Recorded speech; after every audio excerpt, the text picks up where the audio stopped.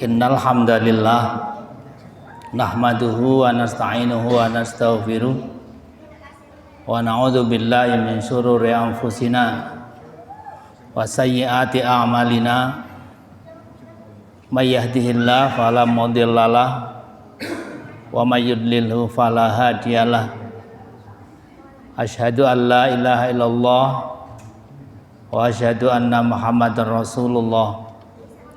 Allahumma salli wa sallim wa barik ala Rasulillah wa ala alihi wa ashabihi wa mawalah.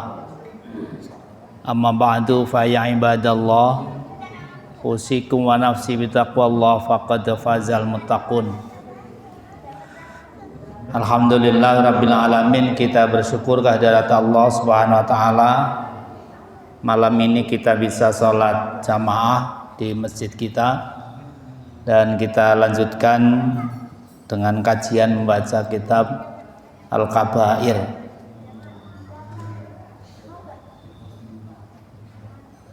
Saya berharap para bapak dan ibu tetap semangat ya Pak Agus, walaupun jamaahnya tidak sebanyak kalau malam Kamis ya, tidak sebanyak kalau malam Senin ya.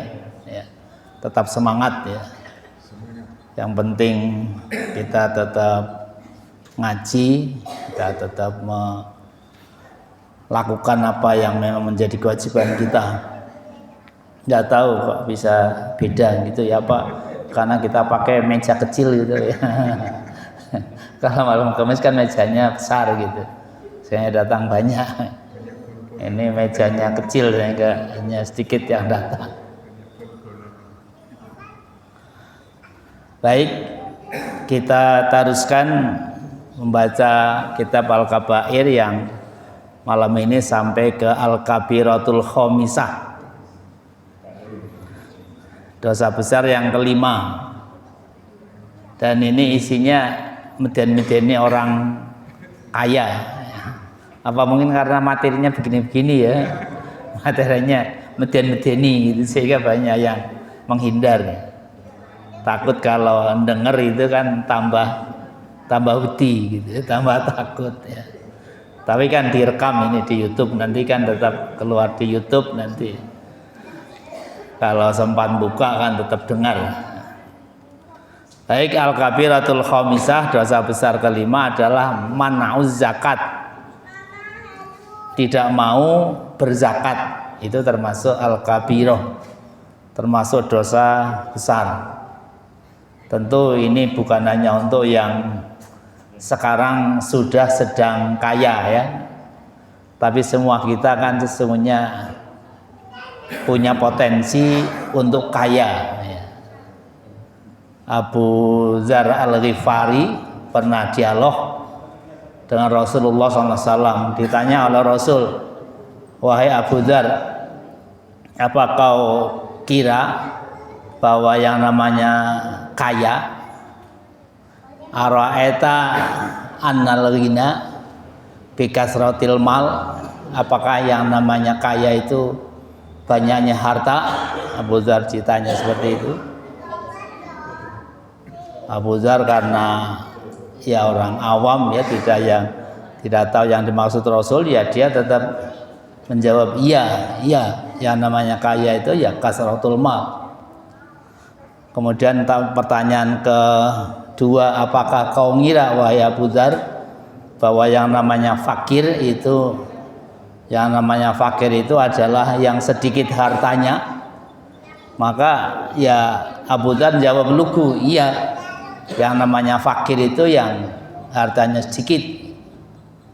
Abu Dzar itu mantan perampok. Jadi di Arab itu ada daerah yang namanya daerah Ghifari, itu terkenal dengan penyamun.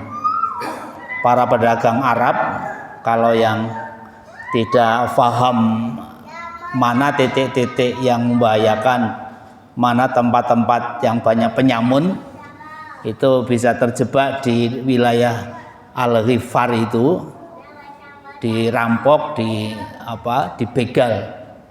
Di antara dengkot begalnya itu Abu Dzar. Nah, ketika suatu saat dapat hidayah, dengar ada seorang nabi yang diutus, Nabiullah Muhammad sallallahu alaihi wasallam, dia bergegas nyari nabi itu siapa. Dan ternyata terus dapat hidayah dan dia masuk Islam. Dan ketika dia sudah masuk Islam, dia menjadi orang yang sangat-sangat dekat dengan Nabi dan selalu membela Nabi. Dan dia bahkan kemudian zuhud, artinya karena ketika jadi penyamun itu yang namanya harta kan berlimpah, ingin apapun ngerampok gitu langsung dia dapat apa yang ia mau gitu. Nah, kemudian ketika ia sudah menjadi muslim, ia malah menjauh dari kekayaan dunia. Bahkan suatu saat ada sahabat lain yang bertamu ketika masa Khalifah Abu Bakar, ya. Ada temannya yang bertamu ke rumahnya, di rumahnya itu hanya kotaan rumah, tidak punya perabotan sama sekali, tidak ada apa-apanya. Ditanya sama temannya, loh kamu punya rumah tidak ada perabotan sama sekali? Ya, perabotan saya sudah saya titipkan di surga gitu. Akhirnya tamunya itu pulang, temannya lapor kepada gubernur Basrah waktu itu dan dikirim uang 300 dinar. Nah, ketika utusannya sampai ke Abu Dzar itu, dia tolak, tidak ia terima, suruh kembalikan ke si gubernur, tolong sampaikan ke gubernur dan cari orang yang lebih miskin dari saya gitu. Dia tidak menerimanya. Jadi Abu Dzar Al-Ghifari. Jadi ketika dia ditanya tentang itu, menjawab lugu, ya yang namanya kaya ya banyak hartanya, yang namanya fakir itu ya tidak punya apa-apa. Kemudian diluruskan Rasulullah SAW, innal ghina ghinal qalbi. Yang namanya kaya itu ketika hatinya sudah qanaah, sehingga ia kaya hatinya. Wa innal faqira faqirul qalbi. Yang namanya fikir juga ukurannya di hati. Walaupun kekayaan sudah berlimpah, emas, perak sudah banyak, mobil juga sampai bingung mau pakai yang mana, tapi ketika hatinya tidak qanaah, dia tidak akan merasa kaya. Dia tetap akan fakir. Tetapi betapapun ia hanya punya kekayaan secukupnya, mau beli mobil ya cukup, mau buat rumah ya cukup, ya. Tapi kalau ghinal qalbi ada, dia qanaah, hatinya kaya, ya dia akan menjadi orang yang kaya. Nah, bab ini mana'u zakat nanti akan banyak memberikan nasihat pada kita yang kaya, ya, untuk bagaimana bersikap dengan kekayaannya. Dan hati-hati ketika kita punya kekayaan tetapi kita mensikapinya tidak benar, kekayaan itu akan menjadi malapetaka bagi kita.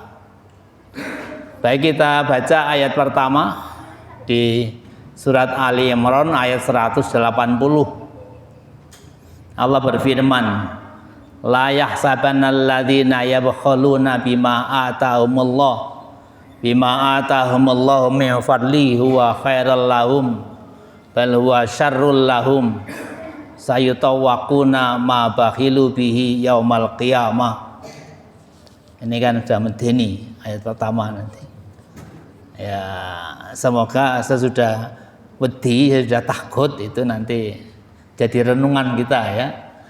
La yahsabannal ladzina yabkhulun, jangan mengira orang yang bakhil bima atahumullah, dengan apa yang sudah Allah berikan kepadanya, min fadlihi, dari rizki-rizki Allah, dari keutamaan-keutamaan Allah, huwa khairul lahum, bakhil itu dia kira baik bagi mereka, bal huwa syarrul lahum, sungguh tidak, pasti tidak, itu buruk bagi mereka.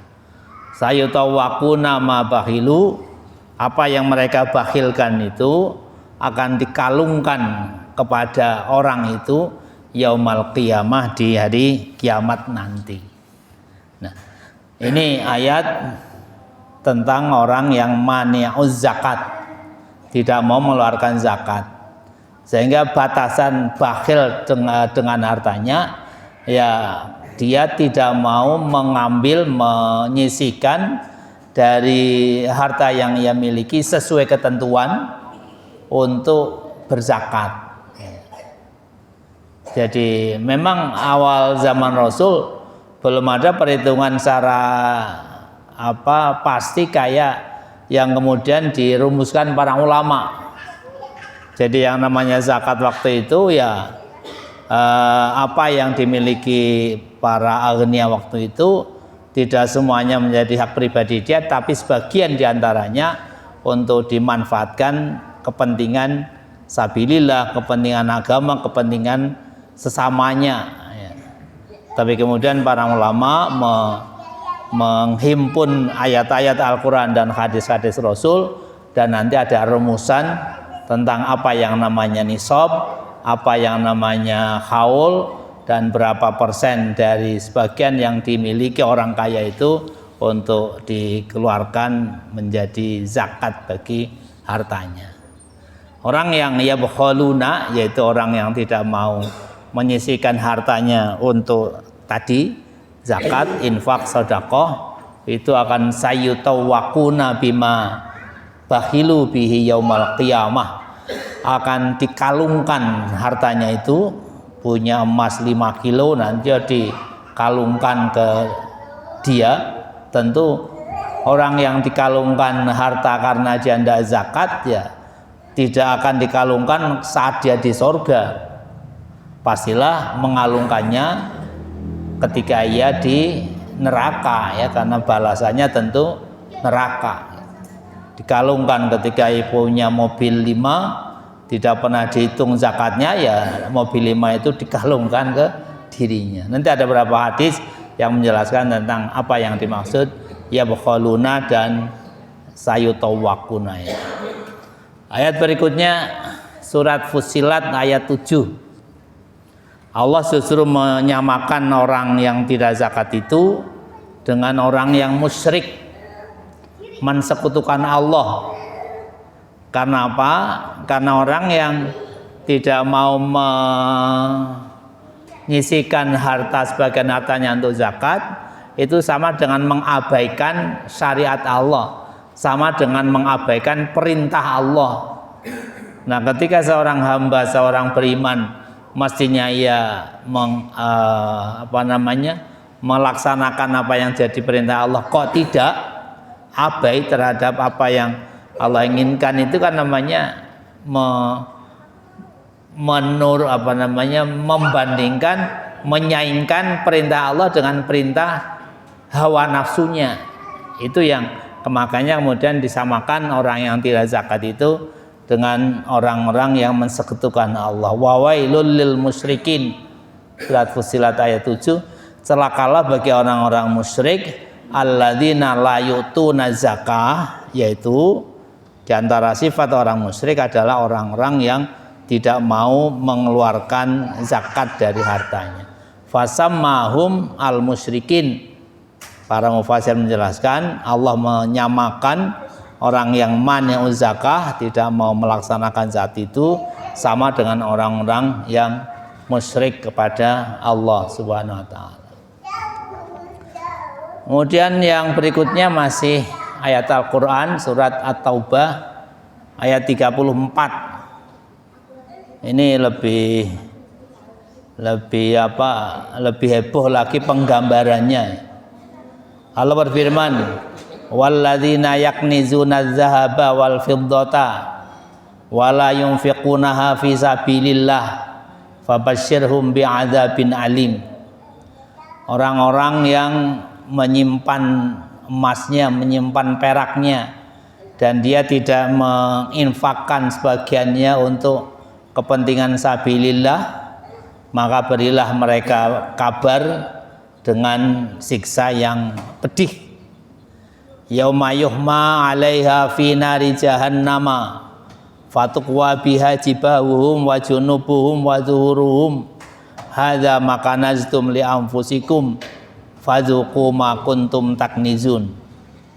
Di hari kiamat nanti akan dipanaskan untuk mereka di neraka jahanam itu, maka akan dibakar jibauhum dahi mereka, wa junubuhum dan pinggang mereka, wa zuhuruhum dan junub itu pinggang samping apa namanya itu. Kalau zuhur punggung belakang, kalau junub itu bahasa Jawanya bangkean. Bangkean bahasa Indonesianya apa? Pinggang ya. Pinggang punggung ya. Kalau samping pinggang, kalau belakang punggung ya. Dan dibakar juga punggung mereka sambil dikatakan pada mereka, hadza makanastum, ini yang kalian simpan, fadzuqu ma kuntum taknizun, maka rasakan karena apa yang kamu simpan itu. Nah, itu penggambaran yang Allah buat terhadap orang-orang yang yaknizuna dzahaba wal fiddah, menyimpan hartanya, kekayaannya, tentu bukan hanya emas dan perak, tapi apapun lainnya, deposito, kemudian apalagi saham, apalagi yang lain, dan tidak diperhitungkan zakatnya, itu nanti di yaumil qiyamah akan dibakar semua harta-hartanya itu, dan akan menjadi seperti setrika. Yang setrika itu tentu dipanasi dan kemudian digosokkan ke dahinya, kepada junubum tadi pinggangnya, dan pada punggungnya, sambil akan dikatakan oleh malaikat penjaga neraka itu, hadza ma kanaztum li anfusikum, ini akibat dari harta yang kamu simpan itu, tidak kamu zakati itu, nah maka rasakanlah karena apa yang kamu lakukan itu. Itu 3 ayat dari firman Allah, dari ayat-ayat Al-Quran yang Allah ingin memberi tanzir ya, mengingatkan kita semuanya yang diberikan anugerah oleh Allah SWT kekayaan, untuk hati-hati betul, jangan sampai lupa sebagian dari yang kita miliki itu, dengan cara apapun kita mencarinya, itu adalah hak yang lain, hak 8 asnaf, hak fisabilillah, hak fakir, hak miskin, hak yang lain-lainnya, itu bukan milik kita semuanya. Ada cerita lain seorang sahabat yang karena takut kepada perhitungan ini, kepada ancaman Allah ini, itu pernah kepengin pernah bosen kaya gitu. Saya kira sudah pernah diceritakan Abdurrahman bin Auf. Abdurrahman bin Auf itu adalah sahabat Rasulullah, muhajirin, hijrah dari Mekah, yang termasuk sahabat terkaya. Utsman masih kalah dengan Abdurrahman bin Auf. Dia ketika hijrah ke Madinah itu tidak membawa apa-apa, hanya yang nempel di tubuhnya. Tapi karena dasar dia memang dasar orang kaya ya, ketika pindah ke Madinah itu dikenalkan dengan seorang Ansor yang juga sama-sama kaya oleh Rasulullah, dipersaudarakan dengan seorang sahabat Ansor, dipersaudarakan dengan orang kaya juga di Madinah itu. Maka kemudian saudaranya itu yang dipertemukan oleh Rasulullah menjadi saudaranya Abdurrahman bin Auf. Dia mengatakan, ya sudah kalau gitu saya bagi harta saya yang separuh untuk Anda, Abdurrahman bin Auf, termasuk istri saya katanya. Istrinya juga dibagi. Dia punya istri 2, yang 1 mau diberikan ke Abdurrahman bin Auf. Tapi Abdurrahman bin Auf tidak mau, menolak. Saya tidak menerima apa yang memberikan, saya hargai kebaikanmu. Saya hanya minta satu aja, tolong saya ditunjukkan jalan ke pasar gitu. Betul, ketika diberitahu mana pasar, dia pergi ke pasar karena aslinya memang pedagang yang sangat-sangat lihai berdagang ya, bisnisnya luar biasa. Dia ke sana mengamati apa yang sedang laku di pasar, bagaimana di situ para pedagang berdagang dan sebagainya. Itu hanya butuh beberapa hari, akhirnya dia kaya lagi. Jadi orang terkaya di Madinah. Nah, suatu saat dia bosan dengan kayaannya dan khawatir nanti dengan hisabnya. Dia kepengen menghabiskan seluruh hartanya sehingga dia menjadi orang miskin. Suatu saat karena para sahabat waktu itu pergi perang, pohon kurmanya itu tidak kerawat. Karena tidak kerawat maka kurmanya busuk semuanya. Pulang dari perang, hampir seluruh kebun kurma di Madinah itu busuk kurmanya. Maka keluarlah ya sebenarnya niat baik Abdurrahman bin Auf biar para petani tidak rugi ya dengan panenan kurmanya. Dia buat pengumuman, semua petani yang nanam kurma dan kurmanya busuk akan saya beli, silakan dibawa ke rumah saya beli seperti kurma tidak busuk gitu, dengan harga standar wajar gitu. Betul, dibeli semuanya. Dan hampir habis semua kekayaan Abdurrahman bin Auf karena membeli kurma busuk itu. Tapi dilalahnya berapa hari kemudian Yaman, negeri Yaman itu kena wabah penyakit yang obatnya itu hanya harus diobati dengan kurma busuk. Maka betul orang Yaman nyari kurma busuk sampai ke Madinah, dia sanggup membeli kurma busuknya Abdurrahman bin Auf 10 kali lipat harga wajar gitu. Hanya betul dibeli, yuk kaya lagi gitu. Tidak jadi miskin. Itu karena memang garis tangannya sudah garis tangan orang kaya ya. Jadi ada sahabat yang seperti itu. Nah, ini juga saya kira tandir-tandir peringatan dari Allah untuk kita hati-hati ketika kita ditakdirkan oleh Allah untuk punya kekayaan. Jangan lupa bahwa sebagian dari harta yang kita punya itu ada milik atau haknya fakir, miskin atau 8 asnaf yang nanti kita ulangi membaca ayatnya tentang siapa saja 8 asnaf itu.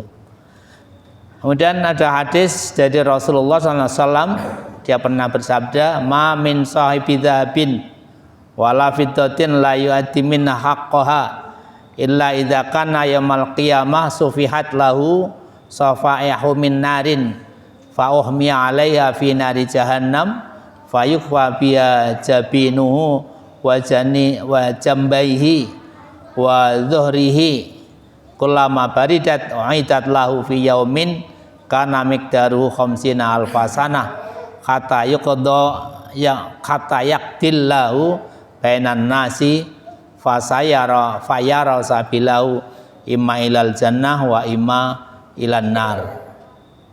Ini hadisnya panjang ya.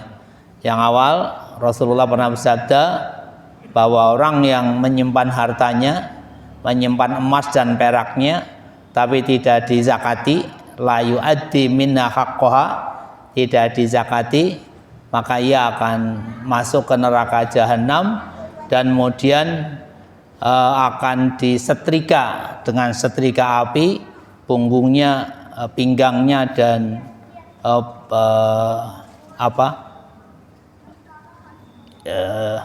ya punggung ya. Kullama baridat, kalau sudah dingin ya, setrika itu sudah dingin di satu hari yang hitungannya itu khamsina alfasana, satu hari di neraka itu sama dengan 5.000 hari di dunia, 5.000 tahun ya, 5.000 tahun di dunia, maka dikembalikan, dipanasi lagi untuk disetrikakan lagi ke tadi punggungnya, kepada pinggangnya itu dan kepada dahinya itu. Hatta yaktillahu bainan nas, sampai Allah memberikan keputusan pada orang itu apakah dia nanti menjadi penghuni surga atau penghuni neraka. Jadi Ini orang beriman ya, orang beriman tetapi bakhil dengan hartanya, nanti sebelum diputus untuk masuk neraka apa masuk surga, dia akan disetrika dulu dengan kekayaannya yang tidak ia zakati. Qila ya Rasulullah fal ibil, kalau kekayaannya bukan emas bukan perak, kalau dia kekayaannya itu unta, apakah juga seperti itu? Maka Rasulullah menjawab agak panjang, wala sahibu ibilin, ya pemilik unta juga begitu. Maka nanti ketika yaumul qiyamah, ketika untanya tidak dia zakati, maka dia akan diterlentangkan di tempat yang rata, di tempat yang luas, maka kemudian dia akan diinjak-injak oleh unta yang paling gemuk dan kemudian juga unta yang paling kurus, dan dia akan digigit dengan rahang unta itu. Kemudian sahabat tanya lagi, bagaimana yang kayanya bukan unta tapi sapi dan kambing ya Rasulullah? Rasul menjawab juga sama, iya, yang punya sapi, yang punya kambing juga begitu. Dia akan diterlentangkan di tempat yang rata, maka akan dia diinjak-injak oleh sapinya, diinjak-injak oleh kambingnya, dan ditanduk ya oleh kambing dan sapi itu dengan tanduknya yang tajam. Itu gambaran bagi orang yang tidak mengeluarkan dari hartanya untuk zakat ketika ia memiliki kekayaan baik emas maupun kekayaan ternak ya, unta, kambing maupun sapi, maka itu akan menjadi malapetaka baginya. Kemudian hadis Rasulullah juga, beliau pernah bersabda, awalu salasatin yadkhulun nar. Ada 3 orang yang akan pertama kali masuk neraka. Siapakah itu? Amirun musallatun, yaitu pemimpin yang otoriter. Musallat itu dari salato yusal, itu musallat itu suka memaksakan kehendak ya. Amirun musallat, pemimpin yang otoriter. Wadu sarwatin min malin la yu'addi haqqallah ta'ala.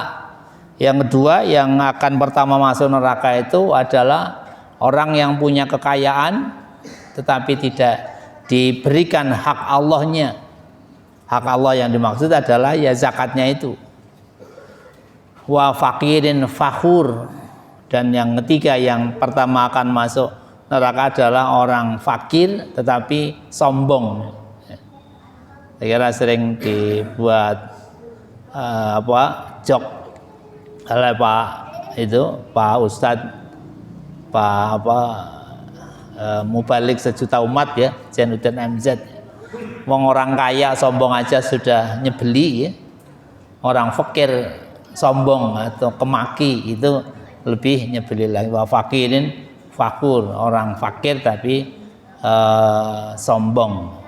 Itu 3 orang yang awalu salasatin yadkhulul jannah, yang akan pertama sekali masuk yadkhulunan nar ya, masuk neraka ya, yaitu amirun musallat, pemimpin yang otoriter, pemimpin di tingkat manapun ya, pemimpin di tingkat RT, RW, kelurahan sampai presiden. Nah, dia musallat, suka memaksakan kehendak, itu termasuk kategori ini. Wadu sarwatin min malin, punya kekayaan tetapi tidak diberikan haknya Allah. Haknya Allah itu ya zakat itu. Wa fakirin fakhur, orang fakir yang sombong.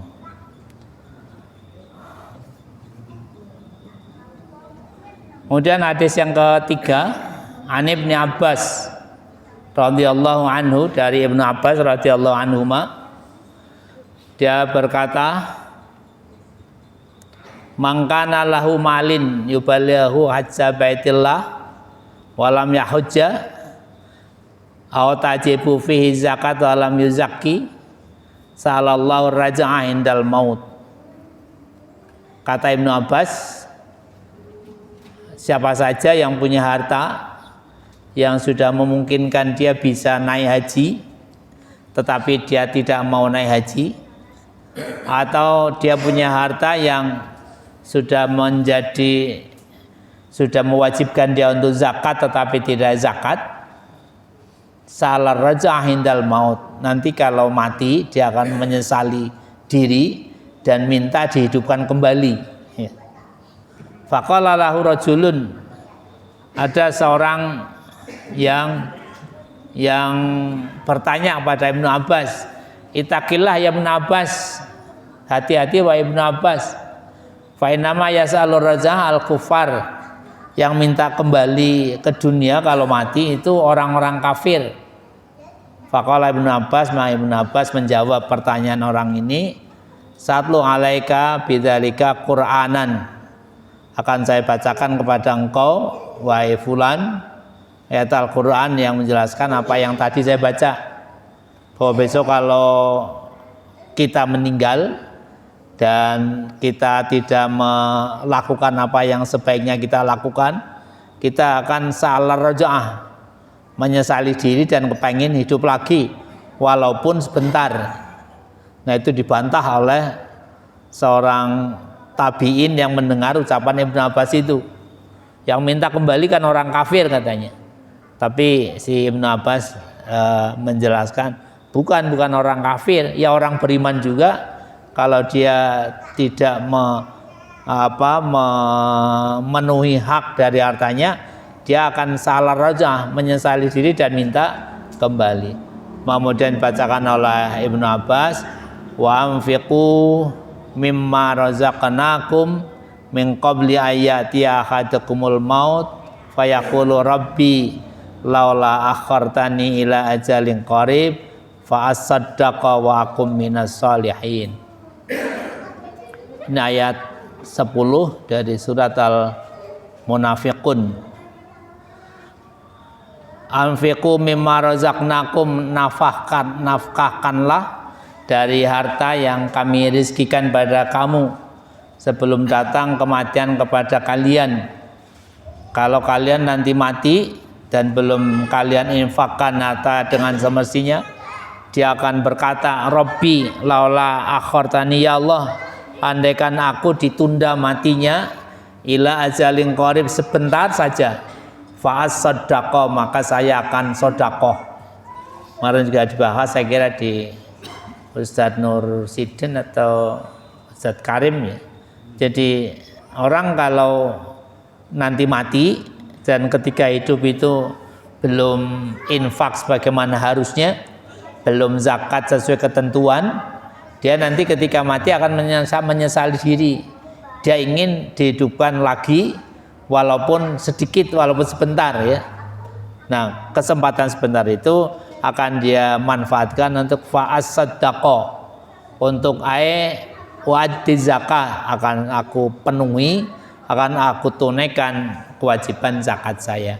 Wa akum minas sholihin, dan aku akan menjadi orang yang soleh. Para mufasir menjelaskan yang dimaksud akum minas sholihin itu ahujjah, saya akan menunaikan ibadah haji.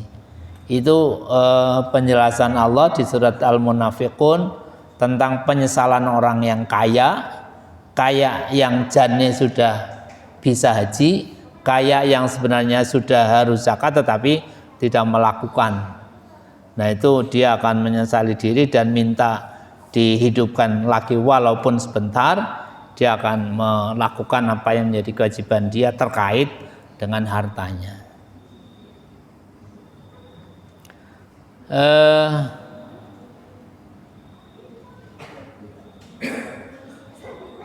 Berapa nisab seorang sampai ia wajib zakat? Maka qila lahu, dijelaskan dalam kitab ini, idza balaghal mal mi'atai dirham, kalau seorang sudah punya kekayaan 200 dirham. 200 dirham itu sama dengan 1 dirham itu nilainya kira-kira 4.436 rupiah. Sehingga kalau 200 dikalikan 4 itu ya sekitar 85-an ya juta.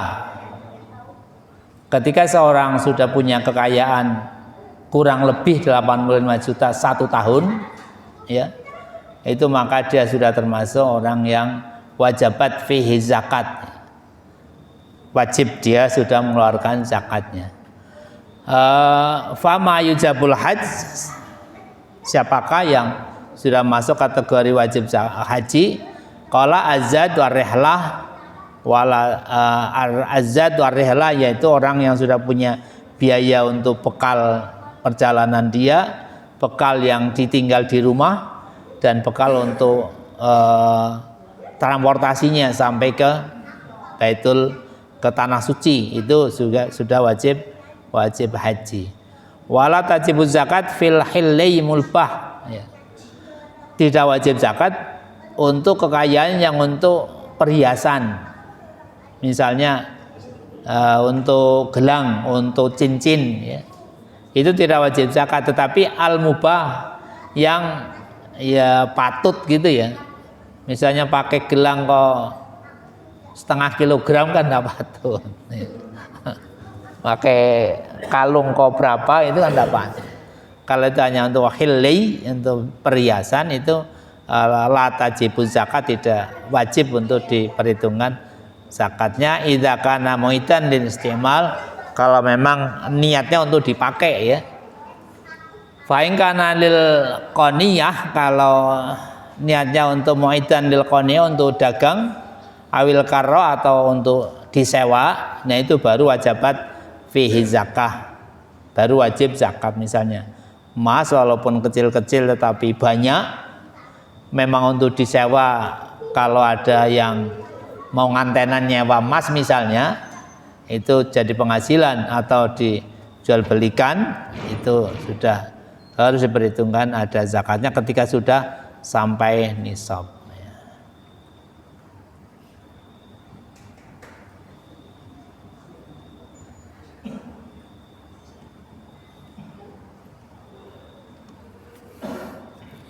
Ada hadis lain dari Nabi SAW, khamsun bi khamsin, ada 5 perbuatan yang akan dibalas dengan 5 hal. Qalu ya Rasulullah, ma khamsun bi khamsin? Para sahabat bertanya, apakah 5 hal itu, dan apakah juga 5 akibatnya, 5 balasannya? Qala, Rasulullah menjelaskan, mana qadha qaumul ahda illa sallatallahu alaihim aduwahum. Tidaklah ketika suatu kaum itu menentang perjanjian, maka pastilah akan dikuasai kepada mereka itu oleh musuhnya. Jadi kalau suatu kaum itu sudah melanggar perjanjian yang dia buat dengan kaum lainnya, kaum manapun, maka akan Allah kuasakan kaum yang menyalahi, yang menentang perjanjiannya itu dengan musuhnya. Wa ma hakamu bi ghairi manzalallah illa fasha fihil faqra. Dan tidaklah suatu kaum ketika mereka mempergunakan hukum yang bertentangan dengan wahyu Allah, pastilah akan ditimpakan kefakiran pada mereka. Jadi kalau suatu kaum, suatu negara membuat aturan, sudah tidak peduli lagi dengan aturan-aturan yang terinspirasi dari agama, maka kata Allah akan menimpa kepada kaum itu kefakiran. Ya. Misalnya agama jelas-jelas melarang perjudian, tapi negara secara terang-terangan menentang larangan agama, yang penting dapat penghasilan banyak dari perjudian itu misalnya. Itu nanti akan akibatnya, kaum itu akan menjadi kaum yang fakir, banyak hutang. Semakin hari semakin banyak hutang, semakin hari beras semakin mahal. Itu kata hadis ini adalah akibat dari aturan-aturan komunitas tertentu, kaum tertentu yang sengaja menentang wahyu, menentang aturan-aturan agama. Misalnya jelas 10 on hanya 8 on. Kemudian takaran pertalit atau solar mesinnya 1 liter itu berapa, tapi dikurangi. Nah, ketika itu sudah menjadi hal biasa, itu akibatnya akan tumbuh-tumbuhan itu banyak kena hama, tidak menghasilkan yang baik, dan bahkan paceklik panjang. Yang terakhir, wala manau zakat illa khabasa anhumul qitr. Dan ketika suatu kaum sudah hendak mau mengeluarkan zakat, pasti akibatnya akan sulit turunnya hujan, kemarau panjang, dan akan jarang hujan yang kemudian akan membuat paceklik di kalangan mereka. Itu hadis tentang betapa apa yang dilakukan oleh setiap kaum itu tidak hanya diperhitungkan akibatnya, resikonya besok di yaumil kiamah, tapi juga bisa terjadi ketika di dunia ini dan langsung kita rasakan di dunia ini. 5 hal tadi juga begitu. Ketika kita menentang perjanjian dengan sama, maka kita akan terkalahkan oleh musuh kita. Ketika kita membuat aturan sembarangan, maka akan banyak kemiskinan. Ketika ada fahisah terang-terangan, maka banyak kematian.